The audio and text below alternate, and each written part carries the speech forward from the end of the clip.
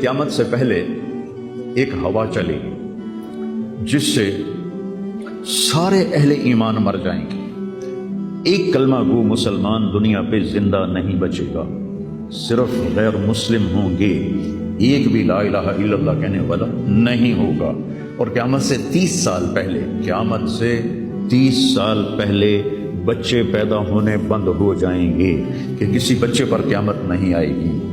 یوم تذہل کل مرضعۃ عما ارضعت، وہ ہولناکی بتانے کے لیے تشبیہ ہے. وہ یہ نہیں کہ ایسا ہو رہا ہوگا، کیونکہ بچہ تو کافر کا بھی ہو وہ معصوم ہے، مسلمان کا بھی ہو تو وہ معصوم ہے. اس لیے آپ نے کہا کہ سارے جو نابالغ مرتے ہیں وہ جس مذہب کے بھی ہیں سب جنت میں جائیں، چونکہ ان پر تو بھی شریعت لاگو ہی نہیں ہوئی ہے. اور سارے بچے حضرت ابراہیم علیہ السلام کے پاس چلے جاتے ہیں.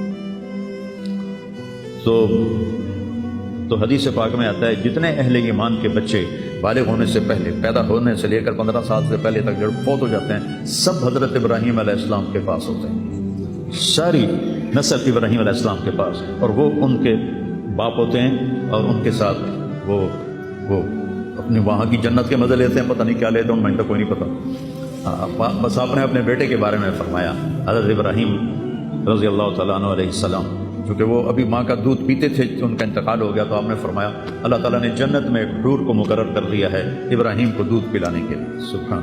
اور کسی بچے کے بارے میں ایسی بات نہیں ہے. تو ڈران والی گل کوئی نہیں، ساڈو تے قیامت نہیں ہوندی. 30 سال پہلے بچے پیدا ہونے بند ہو جائیں گے. قیامت 30 اور 30 سے اوپر کی عمر کے لوگوں پر ہوگی، اور وہ جانوروں کی طرح ہوں گے، سڑکوں پہ زنا کریں گے، اور ہر انسانی جو اخلاق ہیں ان سے وہ خالی ہو جائیں گے، ان سے وہ خالی ہو جائیں گے. یہ امت کے اوپر امتحان ہے. ہمارا ایک ساتھی ہے وہاں کینیڈا میں، اس نے مجھے خواب سنایا کہ میں نے دیکھا کہ غزہ کے جتنے شہداء کے بچے ہیں وہ آسمان پہ تیر رہے ہیں، اور اللہ کے نبی ہر آنے والے کا استقبال فرما رہے ہیں. تو ہمیں دیکھنے میں تو بڑا ظلم نظر ہے، ظلم ہے بھی صحیح، لیکن ہماری تو موج ہے، تو سارے جنت میں گئے. جتنے بڑے شہید ہوئے وہ بھی جنتی، عورتیں شہید ہوئیں وہ بھی جنتی، مرد شہید ہوئے وہ بھی جنتی. اور بچوں کا تو میں نے کینیڈا میں ایک نوجوان خواب دیکھ رہا ہے، رائیونڈ کا پڑھا ہوا ہے، عالم ہے، کہ میں نے خواب دیکھا کہ غزہ کے شہداء کے بچے آسمان پر تیر رہے ہیں اور اللہ کے نبی ہر آنے والے بچے کا استقبال فرما رہے ہیں. ساڑی تو موج ہو گئی. ہمیں دیکھنے میں موت نظر آتی ہے، حقیقت میں دیکھو ایک ہوتا ہے کامیاب ہونا اور ایک ہوتا ہے فتح پانا، ایک ہوتا ہے ناکام ہونا اور ایک ہوتا ہے شکست کھانا.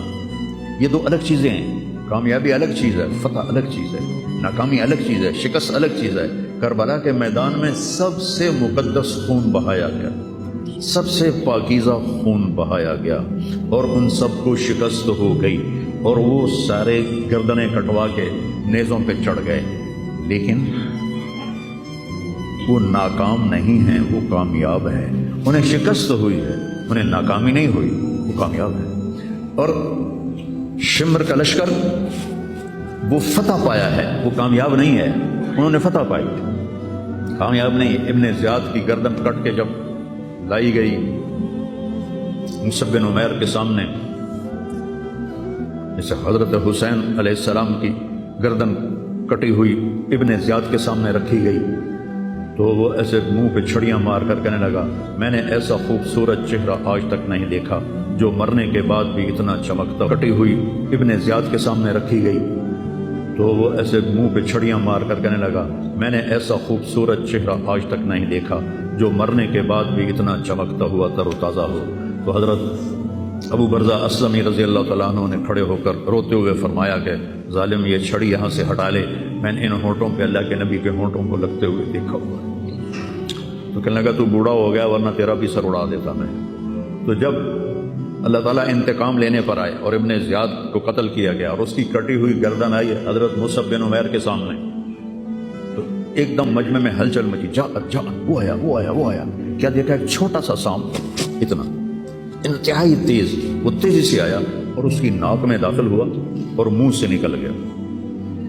پھر اس کی ناک میں داخل ہوا اور منہ سے نکل گیا، پھر اس کی ناک میں داخل ہوا، پھر اس کے منہ سے نکل کے پھر غائب ہو گیا.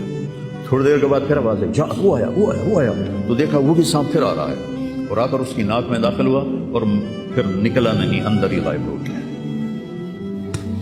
فتح پائی ابن زیاد نے لیکن ناکام ہو گیا، شکست کھائی امام حسین علیہ السلام اور ان کے 72 ساتھیوں نے، لیکن وہ کامیاب ہو گئے۔ جنگ سے پہلے آپ کو اونگ آ گئی تو آنکھ کھلی تو آپ ہنسنے لگے۔ حضرت زینب نے پوچھا یہ کوئی ہنسنے کا موقع ہے، کیوں ہنسے ہو؟ کہا خواب میں اللہ کے نبی ملے ہیں، کہہ رہے ہیں بیٹا میں تمہیں لینے کے لیے آ چکا ہوں۔ تو دیکھنے میں شکست ہوئی ہے لیکن وہ کامیاب ہے۔ عمر بن سعد کو فتح ہوئی ہے، وہ ناکام ہے۔ عمر بن سعد کی کٹی ہوئی گردن پہ مختار کے سامنے رکھی گئی، اللہ تعالیٰ نے ایک کو زندہ نہیں چھوڑا، جتنے بھی قاتلین حسین تھے سب قتل ہوئے۔ حضرت عثمان کے قاتل سب طبعی موت نہیں مرے، سب ذلت کی موت مرے۔ تو بھائیو یہ امتحان کی جگہ ہے، اللہ اپنے نبی کی امت کے گناہوں کو دھونے کے لیے ایسے حالات لاتا ہے۔ سب آپ نے فرمایا جتنا مجھے ڈرایا گیا اتنا کسی کو نہیں ڈرایا گیا۔ تو میں بتا رہا تھا ارض فلسطین یہ دوسری مسجد جو زمین پہ بنی 40 سال کے بعد، وہ مسجد اقصی ہے۔ 4000 نبیوں کے باپ اور میرے نبی کے دادا ابراہیم علیہ السلام اس سرزمین میں تشریف لائے، وہیں آرام فرما رہے ہیں۔ اسحاق علیہ السلام، یعقوب علیہ السلام، داؤد علیہ السلام، سلیمان علیہ السلام، یحییٰ علیہ السلام، زکریا علیہ السلام، یہ وہ نبی ہیں جن کا قرآن میں ذکر ہے۔ اس کے علاوہ بھی سینکڑوں نبی ہیں جن کے نام نہ تاریخ میں ہیں نہ قرآن میں ہیں، جو اس سرزمین کے اندر ہیں۔ یہ معشر کی سرزمین ہے، یہ نبیوں کی سرزمین ہے۔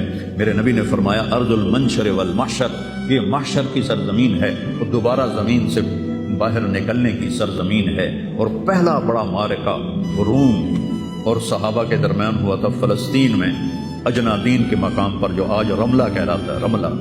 رملہ کے قریب یہ روم کی تعداد